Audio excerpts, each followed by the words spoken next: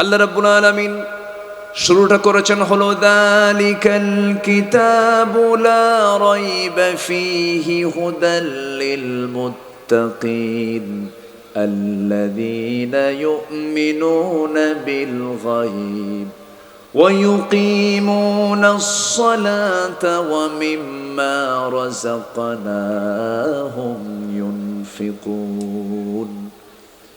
শেষ করলেন কি দিয়া? ربنا ولا تحمل علينا إصرا كما حملته على الذين من قبلنا ربنا ولا تحملنا ما لا طاقة لنا به واعف عنا واغفر لنا وارحمنا أنت مولانا فانصرنا على القوم الكافرين জোরে বলুন আল্লাহু আকবার। এর মাঝে আল্লাহ রাব্বুল আলামিন বহু কথা বলেছেন। এর মাঝ আয়াত এর ঠিক মাঝখানে আল্লাহ রাব্বুল আলামিন কোন আয়াতটা সেট করেছেন? এই সূরাটা হলো 286টা আয়াত সম্বলিত সূরা। 286 এর অর্ধেক কত হয়? এর মাঝখানের আয়াতটা কি 143 নম্বর আয়াত? আল্লাহ রাব্বুল আলামিন কোন আয়াতটা সেট করেছেন? ওয়াকাযালিকা জাআলনাকুম উম্মাতান ওয়াসাতান লিতাকুনু শুহাদাআ আলান নাস। জোরে বলুন আল্লাহু আকবার। আমি আল্লাহ রাব্বুল আলামিন এমনই করে আমি তোমাদেরকে মধ্যম জাতি করে এই দুনিয়াতে পাঠিয়ে দিয়েছি। মধ্যম জাতি হলাম আমরা। আল্লাহ তাআলা আয়াতটা সেট করেছেন শেষে, শুরুতে না মাঝখানে? মধ্যমে আল্লাহ তাআলা আয়াতটা সেট করেছেন। আয়াতের সঙ্গে সেটিং এর সঙ্গে অর্থের মিল রেখেছেন। আল্লাহ রাব্বুল আলামিন সূরা ইউসুফের ভিতর আল্লাহ রাব্বুল আলামিন একটা আয়াত দিয়েছেন। স্বপ্ন দেখেছিলেন ইউসুফ আলাইহিস সালাতু ওয়াস সালাম, ইন্নী রাআইতু আহাদা আশারা কাওকাবাও ওয়াশ-শামসা ওয়াল কমারা রাআইতুহুম লি সাজিদিন। ও আমার আব্বা, স্বপ্নের মধ্যে আমি দেখতে পেলাম 11টা নক্ষত্র এবং চন্দ্র সূর্য আমাকে সেজদা দিচ্ছে। এমন স্বপ্নের কথা যখন সাইয়েদনা ইউসুফ আলাইহিস সালাম তার বাবার সামনে যখন প্রেজেন্ট করলেন, ইন্নী রাআইতু আহাদা আশারা কাওকাবা, এই পর্যন্ত ইন্নী রাআইতু আহাদা আশারা কাওকাবা, এই বাক্যের মধ্যে যতগুলো নক্তা আছে নক্তার সংখ্যা 11টা এবং সেখানে আল্লাহ তাআলা 11টা নক্ষত্রের কথাই বলেছেন। নক্তার সঙ্গে নক্ষত্রের সংখ্যারও মিল হয়ে গেছে। জোরে বলি সুবহানাল্লাহ। এরকম করে আপনি যদি মিলান বহু সংখ্যা তথ্যের মিল পাওয়া যায় এই কালামের ভিতরে, যা পৃথিবীর কোনো লেখকের দ্বারা, পৃথিবীর কোনো গবেষকের দ্বারা, পৃথিবীর কোনো প্রবন্ধকারের দ্বারা এমন কোনো গ্রন্থ রচনা করা কোনোদিন সম্ভব হতে পারে। কোরআন নাজিল করেছেন তিনি, যিনি সূর্য বানিয়েছেন, যিনি আকাশ বানিয়েছেন, যিনি চন্দ্র বানিয়েছেন, যিনি 7 সমুদ্র সাবআতু আবহুর বানিয়েছেন। আল্লাহর পরিচয় কি ছোটখাটো আল্লাহর পরিচয়? আমার আল্লাহর যে পরিচয়, এমন কোনো বড় পরিচয় পৃথিবীর কারো আছে?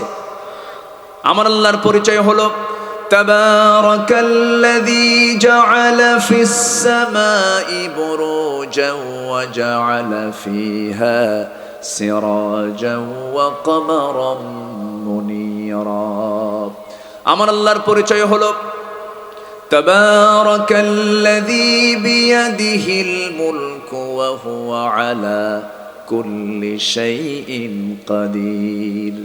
আমার আল্লাহর পরিচয় হলো ওয়াসিআ কুরসিয়ুহুস সামাওয়াতি ওয়াল আরদ ওয়া লা ইয়াউদুহু হিফযুহুমা ওয়া হুয়াল আলিয়্যুল আযীম। জোরে বলুন আল্লাহু আকবার। এমন পরিচয় পৃথিবীর কেউ দিতে পারবে না। আমার আল্লাহর পরিচয় তো সেই আল্লাহ যিনি সাব্বিহিসমা রাব্বিকাল আ'লা الذي خلق فسوى والذي قدر فهدى والذي أخرج المرعى فجعله غثاء أحوى. আমার আল্লাহ শুধু উপরে না সবার উপরে? শুধু উপরে না সবার উপরে? কত বড় তিনি আছেন, তিনি কত বড়, কত মহান। আল্লাহকে চিনলে বান্দার আর কাউকে চেনার প্রয়োজন হয় না। যে বান্দা আল্লাহকে চিনতে পেরেছে তার সব জানা হয়ে গেছে। সবার আগে আমরা জানবো আল্লাহ তাআলাকে। আমার আল্লাহ কত পড়ে, আমরা যেখানে বসে আছি ঠিক এই জায়গা থেকে আমার আল্লাহ কত দূরে তিনি আছেন। আর রহমানু আলাল আরশিস্তাওয়া, আরশ আজিমে তিনি সমাসীন আছেন। ফিস সামাঈদ দুনিয়া, দুনিয়ার আকাশে তিনি প্রত্যেক রাতের বেলা আসেন, মাঝ রাতের দিকে আসেন, তাহাজ্জুদের সময় আসেন। আলামিন মুস্তাগফিরিন ফাগফির আলাহ, ক্ষমা করার জন্য তিনি আসেন। 7 আকাশ পেরিয়ে প্রথম আসমানে তিনি চলে আসেন। এই সপ্তম আকাশের উপরে আরশে আজিম। আমরা যেখানে বসে আছি চট্টগ্রামের বাঁশখালী উপজেলার বড় ঘোনার একটা প্রত্যন্ত অঞ্চলে আমরা এখানে বসে আছি। এখান থেকে আমরা যদি ঠিক মাথার উপরে দেখতে যাই, রাতের বেলা চাঁদ দেখব, দিনের বেলা সূর্য দেখব। রাতের বেলা চাঁদের পিছনে অসংখ্য নক্ষত্ররা যেগুলো দেখব, বিশাল একটা নীল আকাশ দেখতে পাবে, এতটুকু আমাদের চোখের পাওয়ার। কিন্তু এই যে আমরা চাঁদ দেখি, চাঁদের দেশে মানুষ গেছে। সূর্য দেখি, সূর্যের দেশে মানুষ যায় নাই। মঙ্গল গ্রহে মানুষ গেছে, সফর করেছে মঙ্গল গ্রহ, সফর করেছে চাঁদের দেশ। মানুষ যে মনে করে চাঁদ দেখলাম, মঙ্গল গ্রহ দেখলাম, একটু দেখবো আমরা নক্ষত্র, সূর্যের কাছে তো যাওয়া সম্ভব নয়। এই যে নক্ষত্রগুলো মহাশূন্য আল্লাহ রাব্বুল আলামিন ঝুলায় রেখেছেন, একটা দুইটা নক্ষত্র নয়, আড্রা। একটা তারকা আছে, একটা তারকা আড্রা। যে তারকা, একটা তারকা বেটেল জুইস, যে তারকার আল্লাহ তাআলা এত বড় তারকা বানায় দিয়েছেন, যে তারকার বড়ত্বের বর্ণনা করতে গেলে এই যে সূর্য আমরা দেখতে পাই, এই সূর্য যত বড়, এই পৃথিবী থেকে সূর্যের পরিমাণ বিজ্ঞান বলতেছে 13 লক্ষ গুণ বড়। ওই সূর্যের চাইতে আল্লাহ রাব্বুল আলামিন ওই তারকাকে এত বড় করে দিয়েছেন যে ওই সূর্যটা তার ওই সূর্যের চাইতে তারকাটা আল্লাহ রাব্বুল আলামিন 33 কোটি গুণ বড় করে দিয়েছেন। জোরে বলি সুবহানাল্লাহ। তাহলে 33 কোটি গুণ যদি একটা তারকা বড় হয়, এরকম বেটেল জুইস, সুপারনোভা, আড্রা, প্রক্সিমা সেন্ট্রাই, অসংখ্য তারকা আছে, এর ব্ল্যাক হোল আছে, এর গ্যালাক্সি আছে। আল্লাহ রাব্বুল আলামিন এক একটা তারকা যদি এত বড় করেন, এই একটা তারকার সবচেয়ে নিম্ন একটা তারকা, সবচেয়ে কাছের একটা তারকা, পৃথিবীর সবচেয়ে কাছের এলাকার একটা তারকা আছে, তার নাম হলো প্রক্সিমা সেন্ট্রাই। প্রক্সিমা সেন্ট্রাই যদি কেউ যেতে চায়, এই পৃথিবী থেকে কোনো, এই পৃথিবীর বাসিন্দা কোনো মানুষ যদি সেই কাছের সেই প্রক্সিমা সেন্ট্রাই যদি সে দেখার জন্য যদি রওনা দিয়ে দেয়, পৃথিবীর কোনো যানবাহন দিয়ে চলবে না, বিমান কপ্টার দিয়ে চলবে না, তাকে লাগবে হলো নভোযান। লেটেস্ট নভোযান হলো, এই দুনিয়াতে লেটেস্ট নভোযান হলো অ্যাপোলো 11। অ্যাপোলো 11-এর গতি হলো প্রতি ঘন্টায় 39,000 কিলোমিটার। 39,000 কিলোমিটারে বেগে যদি কেউ যদি রওনা দিয়ে দেয়, ওই তারকার দেশ প্রক্সিমা সেন্ট্রাই, যেটা নাকি পৃথিবীর সবচেয়ে নিকটবর্তী তারকার দেশ, সেই তারকার দেশে এই দুনিয়া থেকে তার ওই জায়গায় পৌঁছতে 39,000 কিলোমিটার ঘন্টার গতি বেগে যেতে তার সময় লেগে যাবে 1,15,000 বছর মাত্র। আমার বন্ধুগণ, সেই দিন কোরআন আমার জন্য সাক্ষী হয়ে দাঁড়াবে। একটা গুরুত্বপূর্ণ কথা বললাম। নাম্বার 2 হলো পৃথিবীর সেরা মানুষ, আমার লিডার, আমার মহান আদর্শ জনাবে মুহাম্মদুর রাসূলুল্লাহ সাল্লাল্লাহু আলাইহি ওয়াসাল্লাম সেদিন আল্লাহর আদালতে গিয়া আমার বিরুদ্ধে মামলা দিবেন। কখন মামলা দিবেন? যখন আমি কোরআনকে মানব না, কোরআনকে আমি পরিত্যক্ত রাখবো, কোরআনকে আমি দূরে সরিয়ে রাখবো আমার জীবন থেকে। আল্লাহ তাআলা 2 আয়াতে 2 প্রকার কথা বলেছেন। আল্লাহ নিজেই বলছেন এক জায়গায়, ওয়ামান আ'রাদা আন যিকরি ফাইন্না লাহু মাঈশাতান দানকা ওয়া নাহশুরুহু ইয়াওমাল কিয়ামাতি আ'মা। কোরআন থেকে জেনে জেগে গুটিয়ে রাখবে, দুনিয়ার জীবনটাকে আমি তার জন্য সংকীর্ণ করে দেব, শান্তি সে পাবে না। কোটি কোটি টাকার মালিক হবে, মিল ইন্ডাস্ট্রিজ থাকবে, কিন্তু শান্তির মতো যে একটা বড় নিয়ামত, তা থেকে সে বঞ্চিত হয়ে যাবে, খেতে পারবে না। আমার বন্ধুগণ, সেই দিন আমার রাসূল কোরআন তো বিপক্ষে দাঁড়াবে, পক্ষে দাঁড়াবে। সেই দিন আমার রাসূল পর্যন্ত কি বলবেন, ক্বালার রাসূল ইয়া রাব ইন্না কওমি ইত্তাখাযু হাযাল কুরআনা মাহজুরা। সূরাতুল ফুরকান আয়াত নাম্বার 30। আল্লাহ রাব্বুল আলামিন সেই দিন রাসূলকে বলবেন, রাসূল নিজে বলবেন, হে আমার রব, হে আমার প্রভু, আমার কওমরা কোরআন থেকে নিজেকে গুটিয়ে রেখেছে, কোরআনটাকে পরিত্যক্ত করে রেখেছে। সেই দিন তার বিরুদ্ধে মামলা দায়ের করা হবে। সেই সমস্ত নেতার বিরুদ্ধে, যে সমস্ত নেতাগুলো কোরআন দিয়ে রাষ্ট্র চালায় নাই, এমন নেতা তো বাংলাদেশে নাই। আল্লাহ রাব্বুল আলামিন বলেন, ইন্নাল্লাযীনা ইয়াকতুমুনা মা আনজালনা মিনাল বায়িনাত ما أنزلنا من البينات والهدى من بعد ما بيناه للناس في الكتاب أولئك يلعنهم الله ويلعنهم اللاعنون। নিঃসন্দেহে যারা ইয়াকতুমুন, যারা গোপন করবে, মা আনজালনা মিনাল বায়িনাতি ওয়াল হুদা, যা আমি নাযিল করেছি, বায়িনা সুস্পষ্ট প্রমাণাদি, হুদা হেদায়াত, আমি যা নাযিল করেছি, যা আমি মানুষের জন্য, মা বায়্যানাহু লিন-নাসি ফিল কিতাব, যা আমি কিতাবের মধ্যে সব সুস্পষ্ট করে দিয়েছি।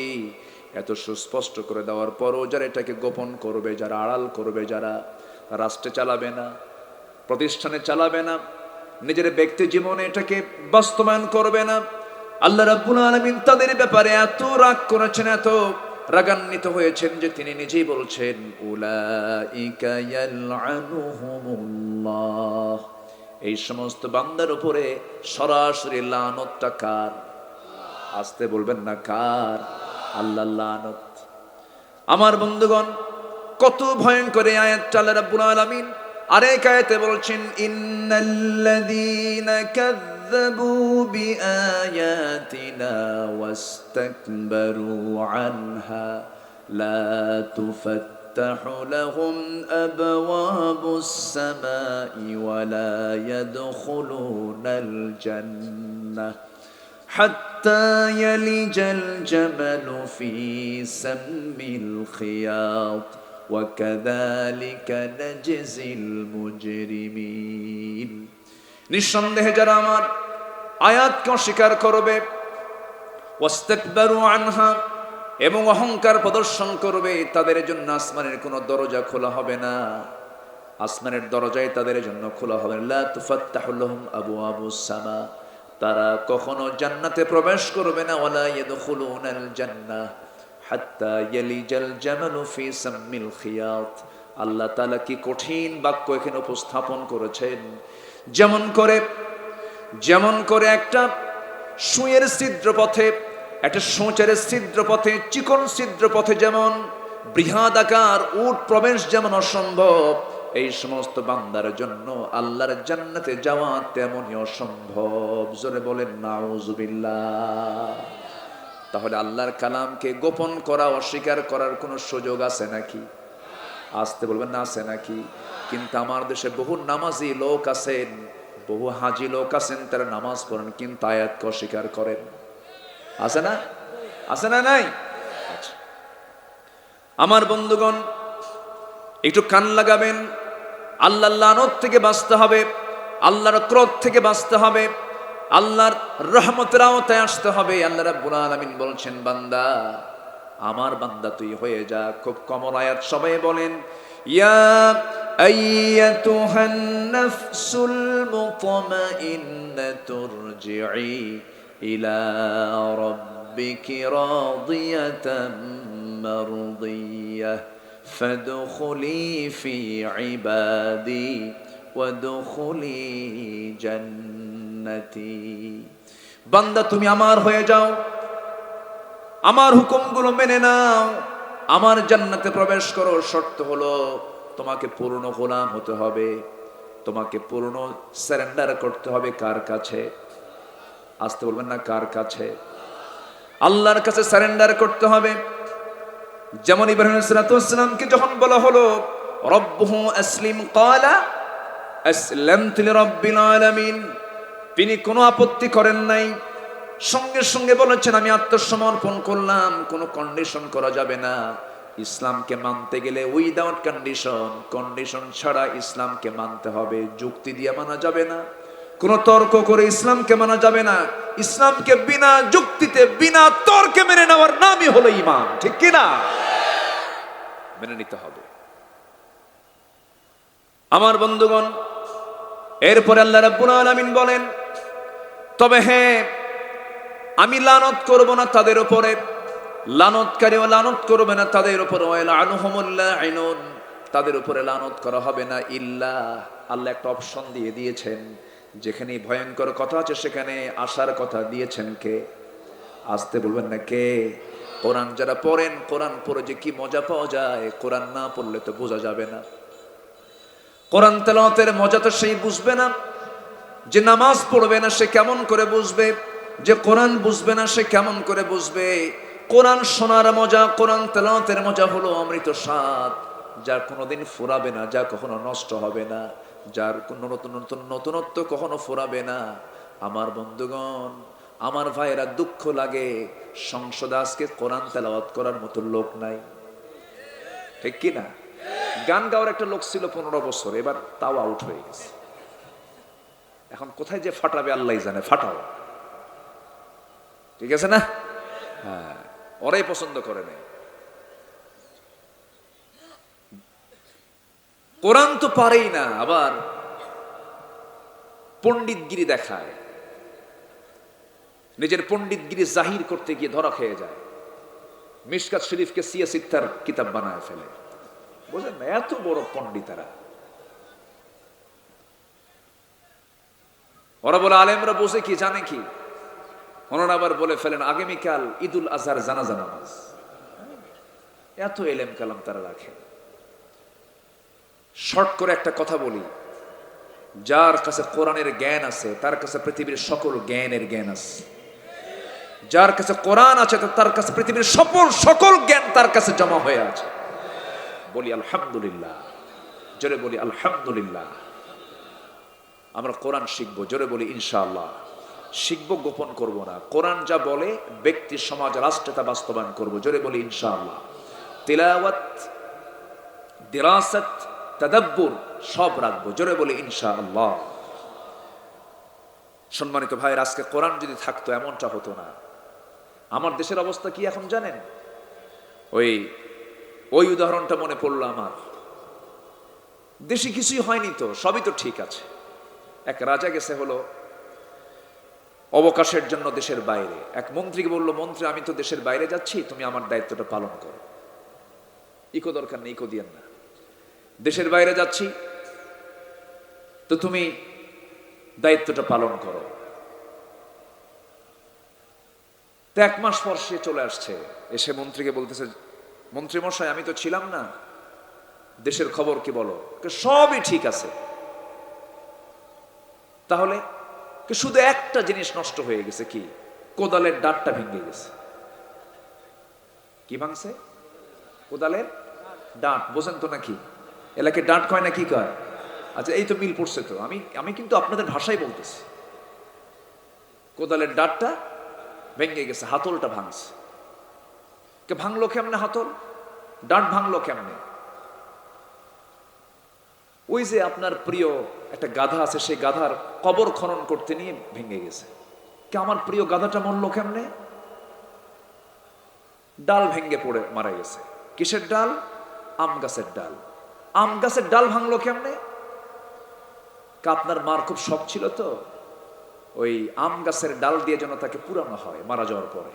মানে আমার মা মারা গেছে নাকি? হ্যাঁ, আপনার মাও মারা গেছে। তুমি বলো কিছুই হয় নাই, আমার মা মরলো, আমার গাদা মরলো। তো আমার মা মরলো কেন? বলতে আপনার মা মারা গেছে হচ্ছে আপনার ওই তার নাতির মৃত্যুর কারণে। তার নাতি মানে আমার ছেলে মারা গেছে? হ্যাঁ, আপনার ছেলেও মারা গেছে। আমার ছেলে মারা গেল কেন? বলতেছে তার মা মারা যাওয়ার কারণে। মানে আমার ছেলের মা মানে আমার বউ মারা গেছে? কে আপনার বউ মারা গেছে? আমার বউ মারা গেল কেন? কেমনে মারা গেল? রাজ্যের রাজকোষ থেকে সব চুরি হয়ে গেছে। কামার রাজ্যের রাজ হয়ে গেল, তুমি বলতেছো কিছুই হয় নাই, কোদালের ডাট শুধু ভাঙছে, সবই তো আমার চলে গেছে। আমার দেশের সিচুয়েশন আজকে এইরকমই। আসতে বলবেন না, জোরে বলুন ঠিক কিনা? এদেশের মানচিত্র রক্ষার জন্য, থামেন, এদেশের মানচিত্র রক্ষার জন্য, দেশের স্বাধীনতাকে টিকে রাখার জন্য যদি প্রয়োজনে বুকের তাজা রক্ত ঢেলে দিতে হয়, রাজি আছি। বাতিলদের কাছে আমরা দেশকে কখনো দিতে দেব না। রাজি আছেন কারা কারা? হাত উঁচু করে দেখান মুসলমান।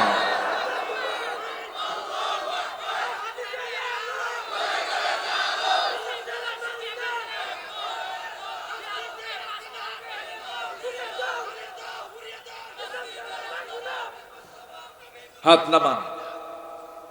আল্লাহ সবাইকে এই ক্রাইসিস পিরিয়ডে সবাইকে সঠিক পদক্ষেপ নেওয়ার তৌফিক দান করুন। জোরে বলি আমিন। ফেরকাবাজি করেন না হুজুররা, বাদ দিয়ে দেন। সব কথা হয়তো মঞ্চে বলা যায় না। আকল মাদি সারা বাসাত, যদি নিজের পায়ের তলের মাটি না থাকে তখন আপনার ফতুয়াও কেউ শুনবে না। ইন্নামাল মুমিনুনা ইখওয়া ফাসলিহু বাইনা আখওয়াইকুম ওয়াত্তাকুল্লাহ। ইসলাহ করে নি আমরা ভ্রাতৃত্বের বন্ধনে আবদ্ধ হই। কে কওমি, কে আলিয়া, কে নূর আর কে মাটি, কে মিলাদ কিয়াম, কে বসে করে কে দাঁড়ায়া করে, এগুলো দেখার সময় এখন নয়। আমাদেরকে সামনের দিকে এগিয়ে যেতে হবে ইমানি হিম্মত নিয়ে। আমরা কোন শাসন দেখতে চাই না, কোন আইন আমরা দেখতে চাই না। আমরা দেখতে চাই আল্লাহর দেওয়া বিধান, আল্লাহর দেওয়া কোরআনের আইন, ঠিক কি না? সব দেখা শেষ, আগামীর দেশ কোরআনের দেশ। আল্লাহ কবুল করুন। আরো জোরে আমিন, আরো জোরে আমিন। কষ্ট পাচ্ছেন? মাইক যে কয়বার নষ্ট হয়েছে, আমি তো খুব টেনশনে আছি। জি আল্লাহ, তুমি মাহফিলকে কবুল করে নাও। জোরে বলি আল্লাহুম্মা আমিন, আরো জোরে আল্লাহুম্মা আমিন। সম্মানিত ভাইয়েরা, তাহলে আয়াতকে গোপন করার কোনো সুযোগ আছে? আয়াতকে মর্জি মতো ইফরাত তফরিত, মর্জি মতো খাটো লম্বা করার কি কোনো সুযোগ আছে? আমার এই দুনিয়া, আমার বাংলাদেশের সংবিধান সংশোধন হয়, অনেক কিছু হয়, কোরআনকে সংশোধন সংকোচন করার কোনো সুযোগ আছে? আমরা কোরআনকে মানব 16 আনা। জোরে বলি ইনশাআল্লাহ। যে যা বলে বলুক, আমরা সেই দিকে পাত্তা দেব না। কারণ আমার ইমানটাকে আমার টিকে রাখার দায়িত্ব আমার নিজের। আমাকে টিকে রাখার দরকার আছে না নাই? আচ্ছা, আল্লাহ বলছেন ইল্লা, তবে আল্লাযীনা তাবু, যারা ফিরে আসবে। জোরে কোন সুবহানাল্লাহ। আল্লাহ চান কোন বান্দা জাহান্নামে যাক? আল্লাহ চান যে আমি কোন সব বান্দাকে আমি বান্দাগুলোকে লানত দেই? আল্লাহর কি দয়া দেখে, কি সুন্দর সেটিং। ইল্লা, তবে যারা তাবু, যারা তওবা করবে। কার কাছে? আসতে বলবেন না, কার কাছে? সন্তান বড় বেয়াড়া, 4-5টা ছেলে মায়ের, যেটা সবচেয়ে বেশি বেয়াদব, যেটা দুষ্ট, মায়ের নজর কার দিকে থাকে? 4টা ছেলে, এর মধ্যে যেটা সবচেয়ে বেশি দুষ্ট, আর বাকি 3টা ভালো আছে। সবচেয়ে দুষ্ট বেয়াড়া যেটা, ওটার দিকে মায়ের নজর কম থাকে না বেশি থাকে? বেশি থাকে। আল্লাহ যেগুলো দুষ্ট বান্দা, এদেরকে অপশন রেখে দিয়েছেন ইল্লা। কি সুন্দর করে বলছেন, যেরকম সুবহানাল্লাহ। আল্লাযীনা তাবু, যারা ফিরে আসবে। বামদল করেছে, জেনা করেছে, দুনিয়ার ফাঁকিবাজি কারবার করেছে, কালোবাজারি করেছে, সব বাদ দিয়ে ইল্লাল্লাযীনা তাবু, যারা ফিরে আসবে। সুবহানাল্লাহ বলবেন না? তাহলে আল্লাহ তাআলার আমাদের জন্য নাজাতের অপশন আছে না নাই? আসতে বলবেন না, আছে না নাই? আচ্ছা, আল্লাহ রাব্বুল আলামিন বলছেন তবে যারা ফিরে আসবি, আমার দিকে যারা আসবি, আমি তার দিকে 10 হাত এগিয়ে যাব। যে আমার দিকে 1 হাত আগাবে, যে আমার দিকে হেঁটে হেঁটে আসবে, আমি তার দিকে দৌড়ে দৌড়ে যাব।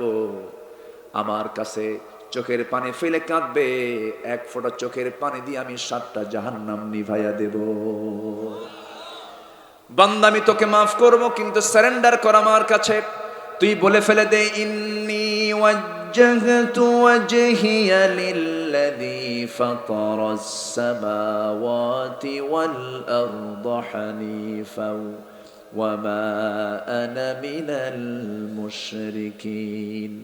বান্দা তুই বলে ফেল, ইন্না সালাতি ওয়া নুসুকি ওয়া মাহইয়ায়া ওয়া মামাতি লিল্লাহি রাব্বিল আলামিন।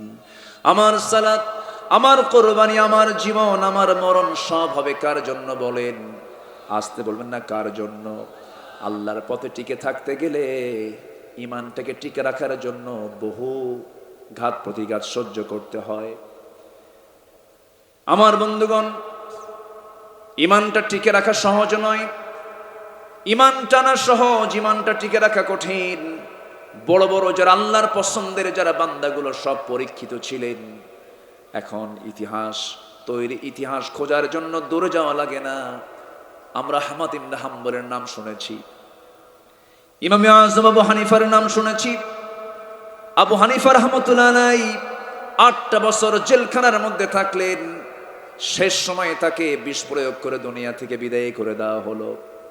আমার ভাইয়েরা, এরকম করে যুগে যুগে যারা ঈমানের উপরে টিকে থাকতে চেয়েছেন, টিকে ছিলেন, টিকে থাকতে গিয়ে হাসতে হাসতে তাদেরকে ফাঁসির মঞ্চে যেতে হয়েছে, জেলখানায় পুড়ে পুড়ে তাদেরকে মরতে হয়েছে, শহীদ হতে হয়েছে।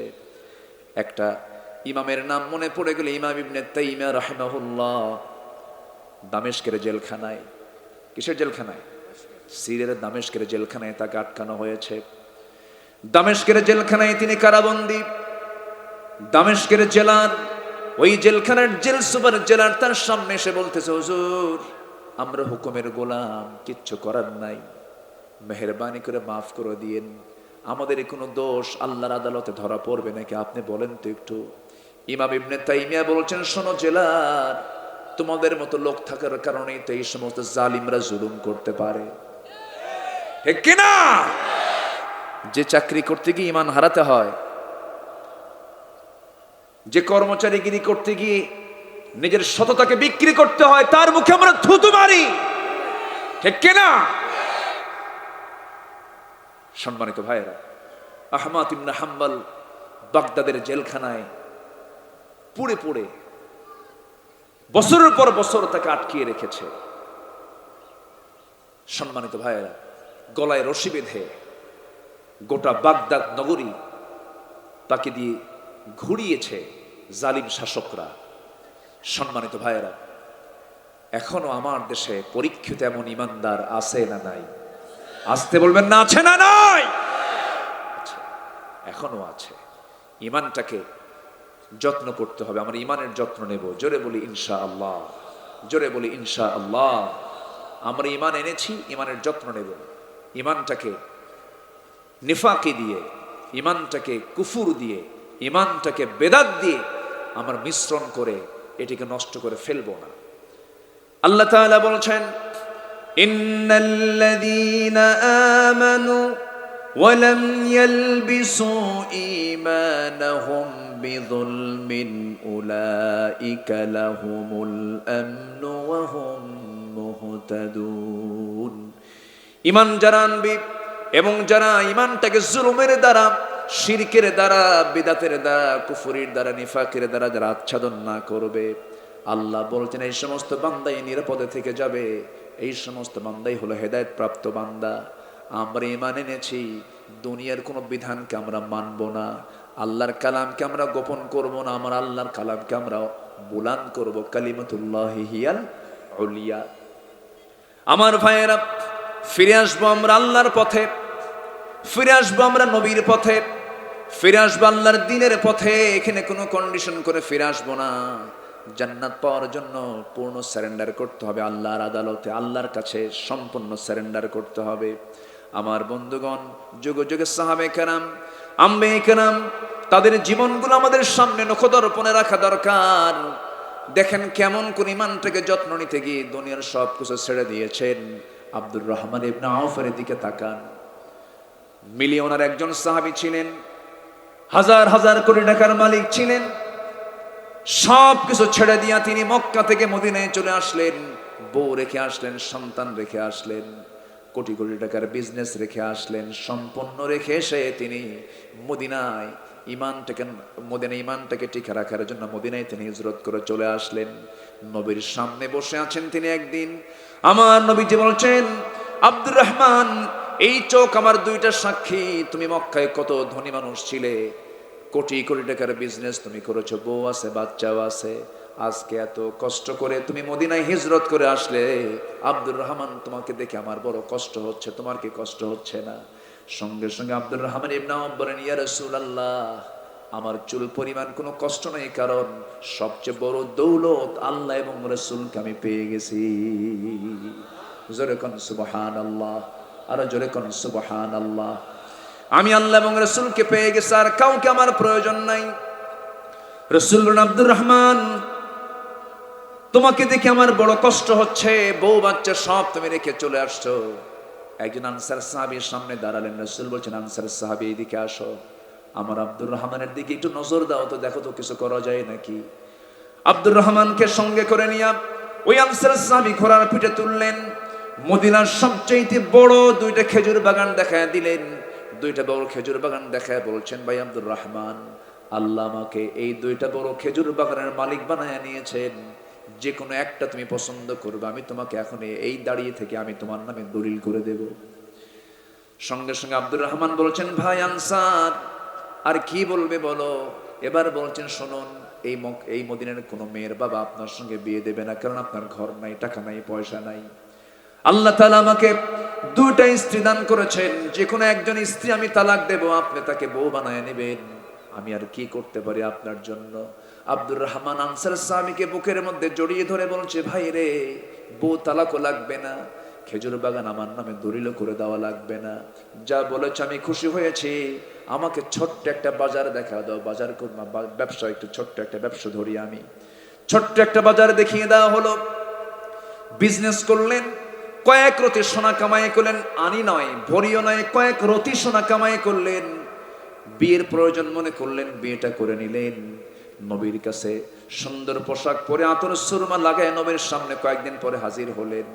রাসূল তাকে দেখে বলছেন, ও আব্দুর রহমান, তোমাকে দেখে কেমন যেন মনে হচ্ছে, তুমি কি বিয়ে করেছো নাকি? হুজুর, আমি তো বিয়ে করে ফেলছি, তুমি আমারে দাওয়াত দিলা না।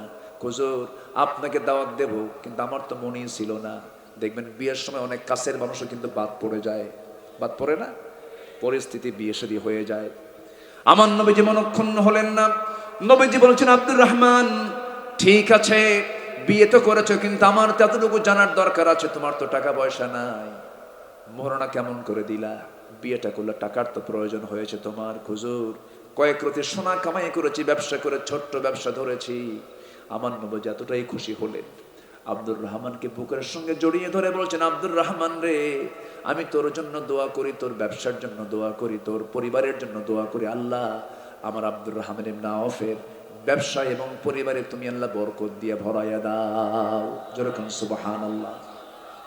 এমন করে নবীজি দোয়া করলেন যে আব্দুর রহমান ইবনে আওফ আশারে মুবাশশিরের একজন সাহাবী ছিলেন, বদরি সাহাবী ছিলেন, উহুদি সাহাবী ছিলেন, খন্দকে গেছেন, বড় বড় যুদ্ধে তিনি অংশগ্রহণ করেছেন, এত বড় মিলিয়নার, একজন হাজার কোটি টাকার মালিক একজন সাহাবী, জান্নাতি 10 জন সাহাবীর মধ্যে অধিকাংশই সাহাবী ছিলেন ধনী মানুষ।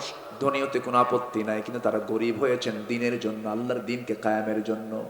আমার ভাইয়েরা, আব্দুর রহমান ইবনে আওফ নবীর দোয়াটা পাইলেন, আল্লাহ তাআলা তাকে 13 সন্তান দান করেছেন মদিনায়। আল্লাহু আকবার। এবং তিনি যখন দুনিয়া থেকে বিদায় হয়ে যান, সন্তানগুলো কুড়াল দিয়ে কেটে কেটে সোনা ভাগ করে নিয়েছে। তাবুক অভিযানের সময় আব্দুর রহমান ইবনে আওফ নিজে তিনি 3 বস্তা সোনা তিনি তাবুক অভিযানে দান করেছেন। যেরকম সুবহানাল্লাহ। আমার ভাইয়েরা, ঈমানের উপরে টিকে থাকলে বরকত আছে না নাই? আসতে বলবেন না, বরকত আছে না নাই? বরকত আছে। বিপদ আসবে, বিপদ আসলে পরে ভাবতে হবে, বিপদ ও নিয়ামত, বরকত নিয়ামত, দুই দিকটা আল্লাহ তাআলা কাউকে আল্লাহ রাব্বুল আলামিন বিভিন্ন ভাবে পরীক্ষা করেন। সমস্ত পরীক্ষায় বান্দার মুখ থেকে একটা কথাই বের হবে, আল্লাযীনা ইযা আসাবাতুহুম মুসিবাতুন قالوا إنا لله وإنا إليه راجعون সকল ফয়সালা কার? আসতে বলবেন না, কার? আল্লাহর ফয়সালা। আমার বন্ধুগণ, একটু কান লাগান। এই আব্দুর রহমান ইবনে আওফের জীবন থেকে একটা বিষয় আমরা শিখে নিলাম। ইমানের, দ্বীনের প্রয়োজনে, ইসলামের প্রয়োজনে, প্রয়োজনে বাড়িঘর, সংসার, সন্তান সন্ততি সব কিছু ছেড়ে দিতে হবে। প্রয়োজনে ইমানদার কখনো কোনো শর্ত জোড়ায় দিতে পারবে? জোড়ায় দিতে পারবে? পারবে না। আমার বন্ধুগণ, সাহাবে কেরামদের এত মর্যাদা কেন হলো? সাহাবীদের দাম এত কেন করা হলো? as-sahabatu kan-nujum iqtadaytum fahtadaytum। সাহাবীরা হলো আকাশের নক্ষত্রের মতো, ইক্তেদা করবে, হেদায়েত পেয়ে যাবে। এত দাম হওয়ার পেছনে আমি যতটুকু কারণ দেখেছি, যতগুলো দিক আমি দেখেছি, আমার কাছে ছোট্ট গবেষণায় মনে হয়েছে এই সকল সাহাবীরা আমার রাসূলকে সত্যি সত্যি তারা তাদের জীবনের চাইতে রাসূলকে বেশি ভালোবেসেছে। জোরে কান সুবহানাল্লাহ, জোরে কান সুবহানাল্লাহ। আজকে যদি আমার ইমানের, আমরা যদি একটু মাপতে যাই, ইমানটাকে মাপতে যাই, আমি আমার নিজের নফসকে যদি প্রশ্ন করি, ও আব্দুল্লাহ আমিন, ও আল্লাহর গোলাম, তুই কি তোর জীবনের চাইতে রাসূলকে বেশি ভালোবাসতে পেরেছিস?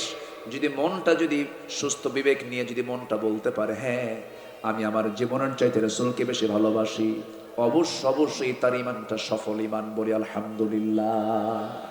আমার ভাইরা, আমার বন্ধুগণ, রাসূলকে সব সাহাবী ভালোবেসেছেন। একটা সাহাবীর কথা মনে হলো, এটা বলে আমি শেষ করে দেব।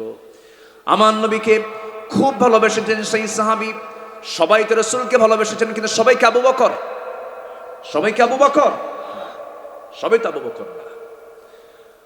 একজন সাহাবী খন্দকের পরিখা খনন করার সময় আমার রাসূলকে খুব কাছ থেকে পরখ করলেন, যা কেউ দেখতে পায় নাই। সাইয়েদনা আবু বকরের মতো সাহাবী ওই দৃশ্যটা দেখতে পান নাই। কিন্তু ওই সাহাবী রাসূলের কাছ থেকে গিয়ে লক্ষ্য করে দেখেন, নবীজির জুব্বার নিচে পেটের মধ্যে পাথর বাঁধানো, নবীজির পেটে পাথর বাঁধা। এই দৃশ্য দেখা মাত্রই হাউমাউ করে সেই সাহাবী কেঁদে ফেলে বলছেন, ইয়া রাসূলুল্লাহ, আপনি বুঝি বুঝাচ্ছেন আমরা কেউ দেখি নাই, কিন্তু আমি তো দেখে ফেলে দিয়েছি। হুজুর, এই কষ্ট কি আমরা সহ্য করতে পারবো না? কি? রাসূল মুস্কি হাসি মেরে বলছে, ওরে আমার জাবির, আজকে 4টা দিন 4টা রাত যাবত আমার পেটে কোনো খাবার নাই। যা টাকা পয়সা ছিল সব অস্ত্র কিনা সব শেষ হয়ে গেছে রে। কোনো সম্পদ, কোনো খাবার আমাদের কাছে নাই, কি করা যায় বলো? সাইয়েদনা জাবির বলছেন, ইয়া রাসূলুল্লাহ, একটু দেরি করেন, দেখে বাড়িতে খবর নেই। চলে গেছেন বাড়িতে, বউকে ডাক দিয়ে বলে, কিছু আছে নাকি? ছোট্ট একটা ছাগল আছে, 5 থেকে 6 কেজি ওজনের ছাগল। সেই ছাগলটা জবাই করে বউকে দিয়ে বললেন, শোনো, রান্না বান্না করো, রাসূলকে দাওয়াত দেব। বউ আবার কানে কানে বলছে, শোনো, রাসূলকে কানে কানে বলবা, বেশি লোককে বললে নবীজির খাওয়া কম হয়ে যাবে। ছোট্ট ছাগল রাসূল যেন তৃপ্তি ভরে খেতে পারেন, 4 দিন হলে খান না। ঠিক আছে। সাইয়েদনা জাবির এসে রাসূলের সামনে আস্তে করে কানের মধ্যে মুখ ঢুকায় বলছেন, হুজুর, ব্যবস্থা করেছি, ছাগল একটা জবাই করেছি, আপনার প্রিয় খাবার রুটি এবং ছাগলের গোশত আমি রান্না বান্না করে রাখছি, আপনি চলেন। আমার নবীজি জাবিরের মুখ থেকে এই কথা শুনে কানে কানে শুনলেন, কিন্তু তিনি সামনে দাঁড়ায় গেলেন, কোদালটা হাত থেকে সরায় নিলেন। খন্দকের পরিখা খনন করছিলেন। সেই সময় নবীজির জুব্বা ধুলায় মলিন, মাথার চুল ধুলায় মলিন, রাসূলকে চেনা যায় না, ধুলায় মলিন হয়ে আছেন। আস্তে করে দাঁড়ায়া শরীরটা ঝেড়ে বলতেছে, ও সাহাবীরা, তোমরা কি জানো জাবির আমাদের সবাইকে দাওয়াত দিয়েছে? সঙ্গে সঙ্গে জাবির বলতেছেন, হুজুর, আপনি এত লোককে বললেন, আমার তো ছোট্ট ছাগল 6 কেজি ওজনের, বলেন তো রাসূলকে একা খাওয়ার মানুষ নাকি? আস্তে কয়, আমার সাহাবীরা না খাওয়া রাসূলকে একা খেতে পারেন?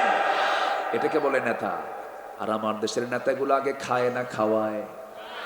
হ্যাঁ, শুধু খায় তো খাইলেও হতো, দেশে থাকলেও তো হতো, তাও তো রাখেও না, নিজের দেশেও খায় না, বরঞ্চ দেশ থেকে পাচারও করে। ঠিক কিনা? আমার নবীজি বললেন, ও সাহাবীরা চলো, জাবির দাওয়াত দিয়েছে। সাইয়েদনা জাবির বললেন, ইয়া রাসূলুল্লাহ, আমি কেমন করে সামলাবো? রাসূল বললেন, জাবির, চিন্তা করো না, বান্দা যার, রিজিকের দায়িত্ব তার। যেরকম সুবহানাল্লাহ। চলে গেছেন নবীজি, জাবিরের বাড়ির সামনে চলে গেছেন। জাবির যেন ঘরের মধ্যে ঢুকে বউকে বলে, বউ, কাম তো সারছে, এই ছোট্ট হাড়ির এই গোশত দিয়া 600 সাহাবী 700 সাহাবী কেমন করে পাড়ি দেব। সঙ্গে সঙ্গে তার বউটাও বলতেছেন, আমার স্বামী গো জাবির চিন্তা করেন কেন, বান্দা যা, রিজিকের দায়িত্ব তার। সুবহানাল্লাহ। ইন্নাল্লাহা ইয়ারযুকু মান ইয়াশাউ বিগাইরি হিসাব। আমি কি আলোচনা করব? চালাবো? নামাজ পড়ার দরকার নেই। নামাজ পড়বেন না? নামাজ পড়বেন তো ইনশাআল্লাহ। আমার দেশে কিন্তু ওয়াজ খুব বেশি হয়, নামাজ খুব কম হয়। নামাজ খুব কম হয়। হুজুর ওয়াজ তো মজা পায়, কিন্তু উজুর পানি ঠান্ডা। উজুর পানি ঠান্ডা। কি করি বলেন তো? নামাজ নামাজ তাহলে দোয়া, দোয়া করতে করতে 8টা বেজে যাবে। আলোচনা চলুক, আলোচনা চলুক, নামাজ থাক, নামাজও চলুক না? আলোচনা চলবে, নামাজও চলবে। জি, জোরে বলি ইনশাআল্লাহ। সাইয়েদনা জাবের রাদিয়াল্লাহু তাআলা আনহু বাইরে বের হলেন। রাসূল বলছেন, জাবের তুমি কি চিন্তা করো? হুজুর চিন্তা করব না মানে আমার বাড়ির মেহমান সব আসছে, আমি কি করি এখন? কোনো চিন্তা নাই, কোনো চিন্তা তোমার নাই। রিজিকের দায়িত্ব কার? কিছু কিছু যুবক আছে আমাদের কাছে দোয়া চায়, হুজুর কেমন করে চলবো, চাকরি নাই, বাকরি নাই, সমস্যা, এই সমস্যা, ওই সমস্যা। কিছু কিছু লোকের হতাশা দেখলে মনে হয় ওর ঈমান আছে কিনা সন্দেহ। আছে না? এরকম আছে না? বলেন তো। আছে। হতাশা আসে হলো শয়তান থেকে। হতাশা আসে কিসের থেকে? শয়তান থেকে।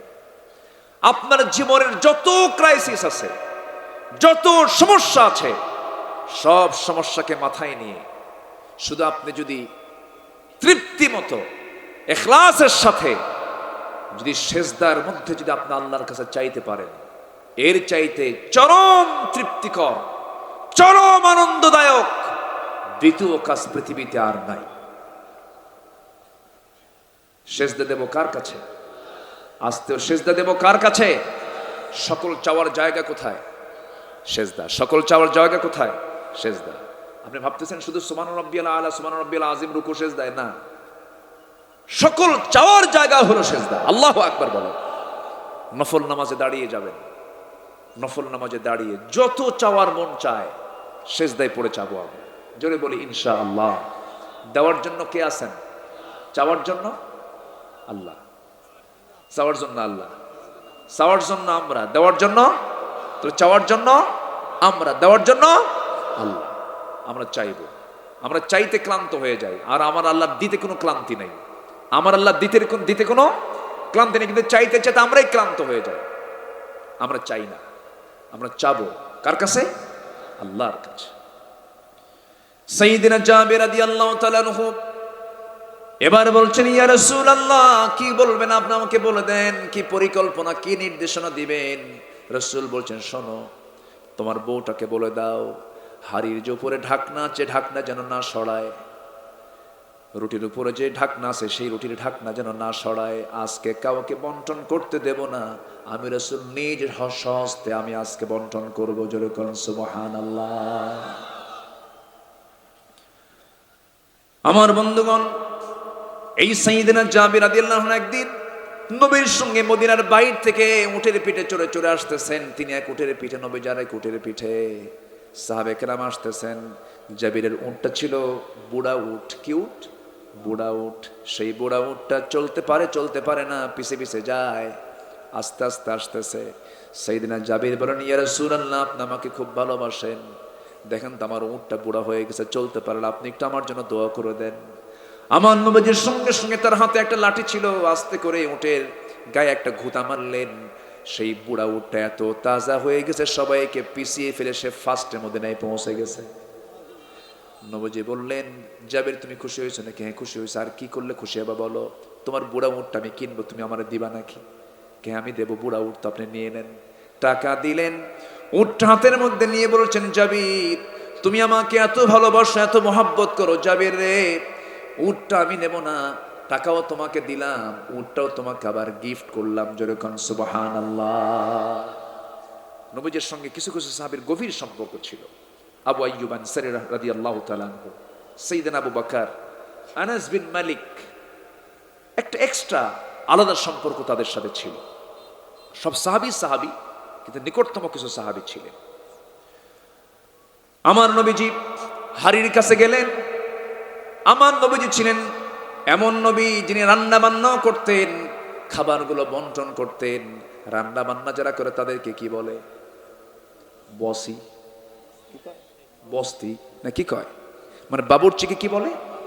বস্তি। হ্যাঁ, দেখেন আপনাদের অনেক ভাষা কিন্তু শিখে ফেলছে আমি। ডাঁট কইলাম, আর কি গামলা কইলাম, এরপরে বস্তি কইলাম। ওই যে রাস্তায় চলতে নিয়ে দেখবেন কিছু মানে গাছ ঘেরাও দেওয়ার জন্য কিছু বেড়া দেয়। আরেকটা বেড়া আছে টিয়ারা আছে না নাই বলেন তো? আছে। বলেন এই টিয়ারা কি এই চট্টগ্রাম ছাড়া কোথাও আছে? খুঁজে পাবেন আপনি? বেড়া খুঁজে পাবেন, কিন্তু টিয়ারা শব্দ কোথাও পাবেন না। এরকম করে আমি একটু চেষ্টা করতেছি, কিন্তু এটা আমৃত্যু হবে না। পারবো না আপনাদের ভাষা রপ্ত করতে, কারণ এই ভাষা পূর্ণ রপ্ত করতে এই এলাকায় জন্ম না নেওয়া হবে না, এটা তার ইহ জন্মে হবে না। আমার নবীজি ঢাকনা খুললেন, এই জন্য নবীজি নিজে বন্টন করা শুরু করলেন। বন্টন করতেছেন, সাহাবীরা খাওয়া শুরু করেছেন। বিসমিল্লাহ বলে বন্টন, নবীর হাতের বিসমিল্লাহ, নবীর মুখের বিসমিল্লাহ, সবাই বন্টন করা। রাসূল সবার হাতে হাতে রুটি দিয়েছেন, গোশত দিয়েছেন। সবার খাওয়া শেষ হয়ে গেছে। চুল পরিমাণ গোশত কমে নাই, জাবিরের বাড়ির রুটিও কমে নাই। জোরে কোন সুবহানাল্লাহ। রিজিকের দায়িত্ব কার? আসতে বল, রিজিকের দায়িত্ব কার? রাসূলকে বড্ড জাবির রাসূলকে ভালোবেসেছেন। আমরা ফিরে আসবো আল্লাহর পথে, ফিরে আসবো নবীর পথে, ফিরে আসবো ইসলামের পথে। ইল্লাল্লাযীনা তাবু ওয়া আসলাহু, ঠিকঠাক করে নেব। ওয়াবায়্যানু, সুস্পষ্ট করে নেব। ফাউলাইকা তুবু আলাইহিম, আমি তাদের তওবা কবুল করব। আনা তাওয়াবুর রহিম, আমি হলাম বড় তওবা কবুলকারী এবং রহমওয়ালা। আল্লাহ সবাইকে আমল করার তৌফিক দান করুন। সুবহানাকাল্লাহুম্মা ওয়া বিহামদিকা আশহাদু আল লা ইলাহা ইল্লা আনতা আস্তাগফিরুকা ওয়া আতুবু ইলাইক। দোয়া করব কি এখন? দোয়ার কি দরকার আছে? হ্যাঁ না, মানে এখন আযান দিয়ে নামাজ হয়ে যায়। আল্লাহুম্মা আমিন। রব্বানা যালামনা আনফুসানা ওয়া ইল্লাম তাগফির লানা ওয়া তারহামনা লানাকুনান্না মিনাল খাসিরিন।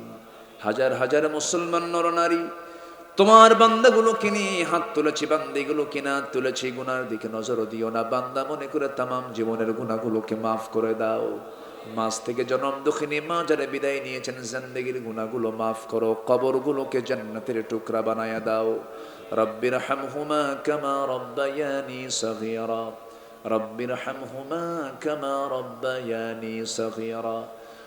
আয় আল্লাহ তাআলা, বিশেষ করে মাহফিল যারা আয়োজন করলেন, যারা শোনার জন্য আসলেন, যারা বিনিময়ে কিয়ামতের কঠিন ময়দান যেদিন কেউ কাউকে চিনবে না, এমনকি মা সন্তানকে ভুলে যাবে, অস্বীকার। আল্লাহি ওয়া বারাকাতুহু।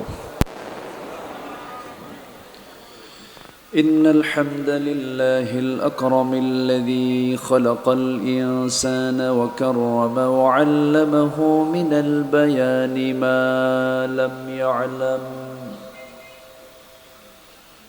فسبحان الذي لا يحصى امتنانه باللسان ولا بالقلم. نشهد أن لا إله إلا الله وحده لا شريك له، ونشهد أن سيدنا وحبيبنا ومولانا محمدا عبده ورسوله الذي أرسله بالحق بشيرا ونذيرا وداعيا إلى الله بإذنه وسراجا وقمرا منيرا. فقد قال الله تعالى في كلامه المجيد وفرقانه الحميد: أعوذ بالله من الشيطان الرجيم. بسم الله الرحمن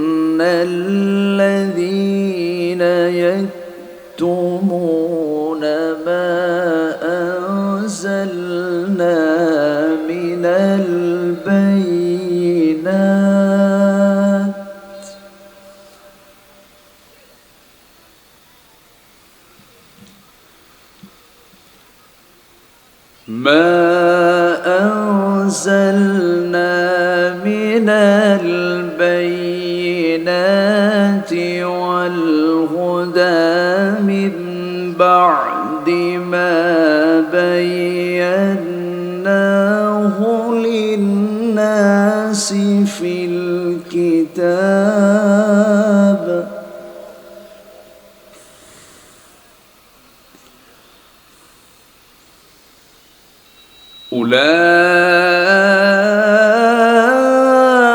أولئك يلعنهم الله ويلعنهم اللاعنون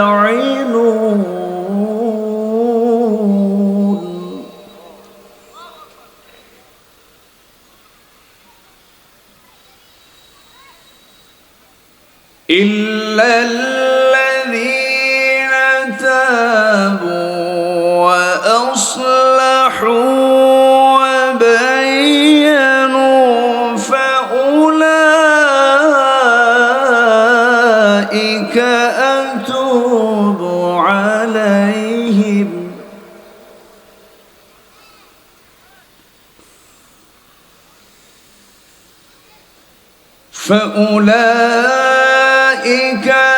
أتوب عليهم وأنا التواب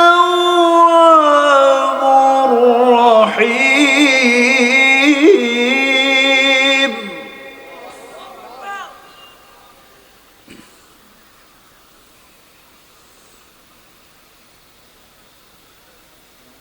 إن الذين كفروا وماتوا وهم كفار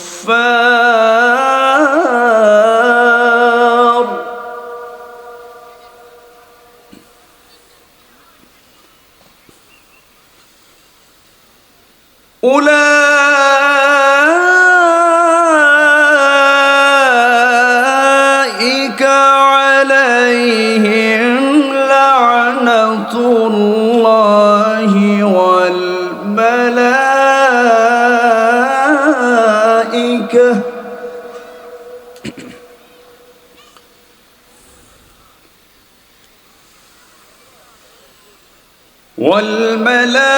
والملائكة والناس أجمعين خالدين فيها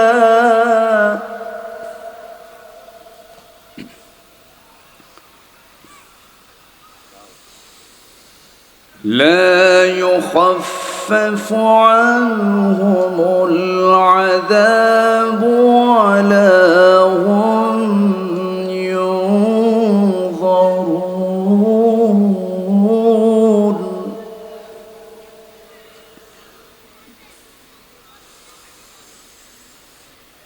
وإلهكم إله واحد لا إله إلا هو الرحمن الرحيم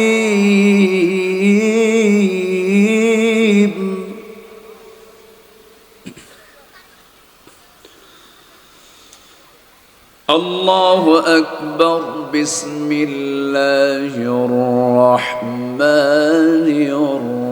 الرحيم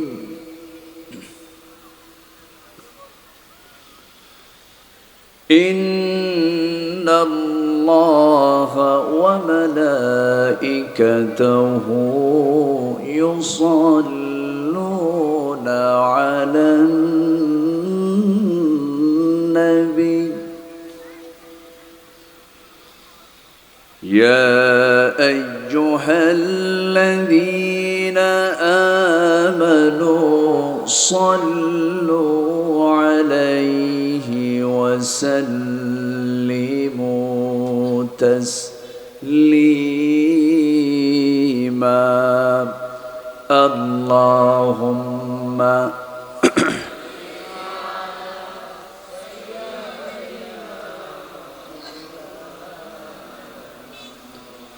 وعلى آل سيدنا সবাই বলুন বালাগাল উলা বিকামালিহি কাশাফাত তুজা বিজামালিহি হাসনাত জামিউ খিসালিহি সাল্লু سورة يوسف بدار حكمة لقمان ما قارئ قرآن باري يهدي لساد مان ما بلغ العلا كشف التجى بجماله حسنت جميع خصاله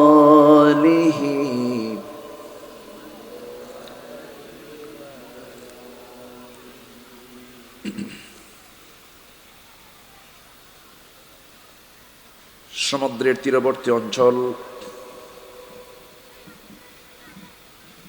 চট্টগ্রাম জেলার বাঁশখালী উপজেলার পশ্চিম বড়ঘোনা ইসলামী সমাজ কল্যাণ পরিষদ কর্তৃক আয়োজিত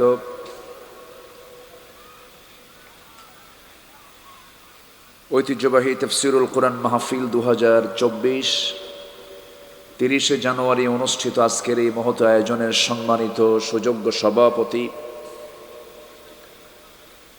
জনাব কাজী মুজাম্মিল হক সাহেব,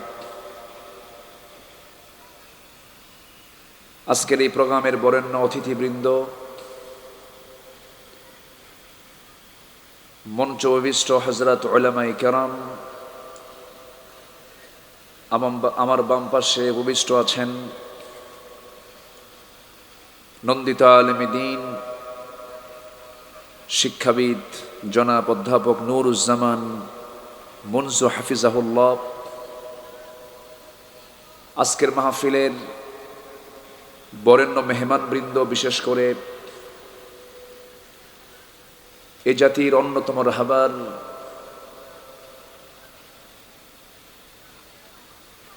মুহতারাম আল্লামা তারিক মুনওয়ার হাফিজাহুল্লাহ, আজকের এই প্রোগ্রামের বরেণ্য মেহমান প্রথিতযশা আলেমে দ্বীন, ইসলামী আন্দোলনের অন্যতম সিপাহসালার অকুতুবয় সৈনিক, আমার অত্যন্ত কাছের মুহতারাম মাওলানা মাহমুদুর রহমান দিলাওয়ার হাফিজাহুল্লাহ, উপস্থিত হযরত উলামায়ে কেরাম, ফদলায়ে ইজাম, সামনে উপস্থিত আজকের মাহফিলের প্রধান আকর্ষণ, যাদেরকে নিয়ে আজকের এই সাজানো গোছানো বর্ণাঢ্য আয়োজন, কালেমার ঝান্ডাবাহী, তাওহীদের পতাকাবাহী, দ্বীন ইসলামের নরসারদুল বীর মুজাহিদ, প্রাণ প্রিয় সম্মানিত দ্বীনি ভাইরা, আড়ালে বসে আছেন শ্রদ্ধেয়া সম্মানিতা মা বোনেরা। আলোচনার সূচনায় আনুষ্ঠানিকতার মধ্য দিয়ে আমার পক্ষ থেকে আবারও দিল খোলা সালাম, আসসালামু আলাইকুম ওয়া রাহমাতুল্লাহি ওয়া বারাকাতুহু।